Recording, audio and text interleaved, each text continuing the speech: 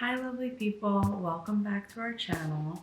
Mia here, and I'm so excited because today I'm going to be going over one of my absolute favorite things, and that is new moon and full moon rituals, particularly the new moon because we have one coming up.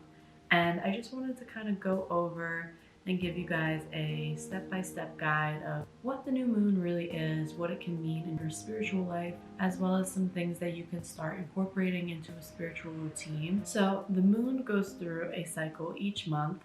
It takes about 29 days to completely orbit the Earth. The new moon is when the moon is positioned directly between the sun and the Earth. But these positions actually mean quite significant things for us down here on Earth and control different things in the spiritual planes. The new moon is really a time of new beginnings. It's a time of kind of looking inward and planning and just realigning yourself into what you want to achieve for this new cycle. The new moon is also a beautiful time to cleanse your energy and really just set a new precedence really for your space, for your inner world. One of my favorite actual practices that's age old and that I've read in the Old Farmer's Almanac about the new moon is that way back when, farmers actually planted their harvest during the time of the new moon cycle because they believed that in those 2 weeks that would really help to harvest their crops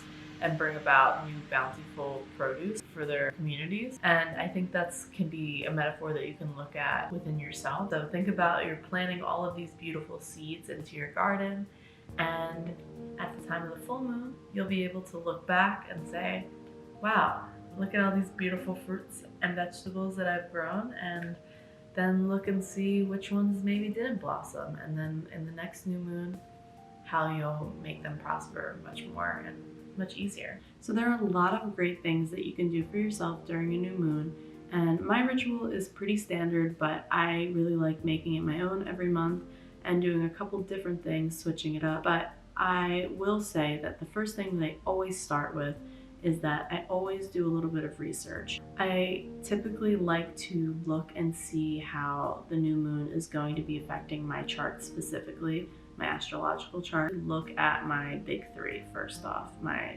sun sign, my rising, and my moon sign. I highly recommend, and this is not sponsored, but I will say sign up for CoStar if you are not familiar with your big three or your chart just in general, because they break down your entire chart, and that's something that I really like to do. So when you're looking at the new moon and how it's affecting certain signs, if I know that, for example, the new moon is affecting Leos, Virgos, and Aquarius the most, I have a lot of Leo, Virgo, and Aquarius in my chart, but I might look and say, what is the Aquarius sign affecting? And the Aquarius for me is in my Mercury, which is my communication. So I might look and say, how am I going to set some goals for myself and really make sure that I am speaking to those I love effectively and with kindness. So I think that's really an important thing that you can do, is set yourself up for success by looking at your astrological signs. It's also just really fun, and it can kind of set a tone for your practice, for exactly what you want to do, and kind of inspire you to just be more creative with it. So this new moon is in Cancer. Our next new moon will be in Leo, my sign. But I am one of the signs that is going to be pretty much deeply affected by this. So I am going to be reflecting upon that and wondering, how can I figure out what it is that I want in my life when it comes to emotions, when it comes to my friendships, my relationships. So I'm definitely going to be doing some journaling. I'm going to be writing some intentions. I have my manifestations notebook that I do a lot in. So let's get started with the new moon ritual. I'm ready to get into it. The first thing that I like to do in my ritual is that I always clean, and I like to clear out my space. I know a lot of people will say that cleaning is more for the full moon ritual because you're getting rid of old energy and you're more of a time of renewal. But I personally like to clean on both the new moon and the full moon. I think it's just a great practice to have, to create a space for good intentions and new energy all around. And I even also like to change up just little details in my room. I believe a lot in feng shui, and I think like just changing little objects, whether that be art or books or just decor, can really change the energy. I do that, and then I go and smudge a little bit, just clear out any old energy, anything that's lingering. The next thing that I do is I love setting up a little altar for myself. These are all my crystals. I have a lot of different things here. There's crystals, there's shells, there's little trinkets, but they're all of importance to me, and I just really like having them in one space that I can reflect on and kind of change up when I want to. So like I said, changing up the energy is really important, and this is my little Zen garden, as I should say. I like to set up usually my Zen garden. I have my little manifestation journal that I'm going to use to write some intentions soon. I have a little candle going. I have my tarot cards that I'm going to pull from before I write any intentions, and my sage that I just burned. So as I said, I like to pull from tarot typically on new moon. It's a great way to tune into your inner voice and see what spirit has in store for you. I am not an expert tarot reader.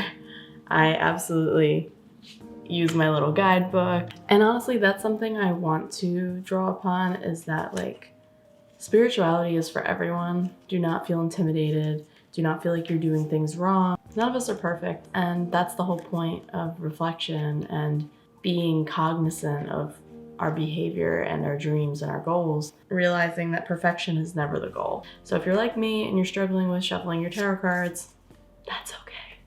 Your routine is yours, and it's special in any way that you make it.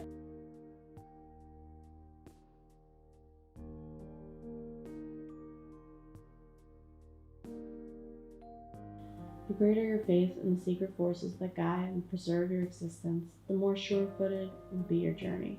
Your path lies clearly before you.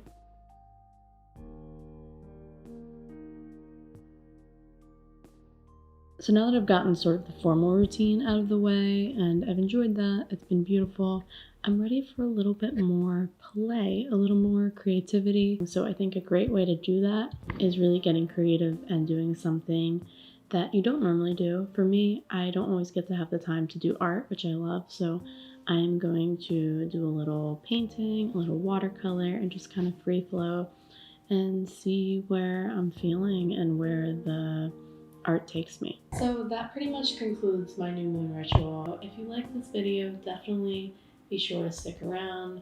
We post videos every single Friday, and we're covering everything from spirituality to fashion. So if you liked this video, be sure to give it a like, give it a thumbs up, subscribe, and we'll be here next Friday.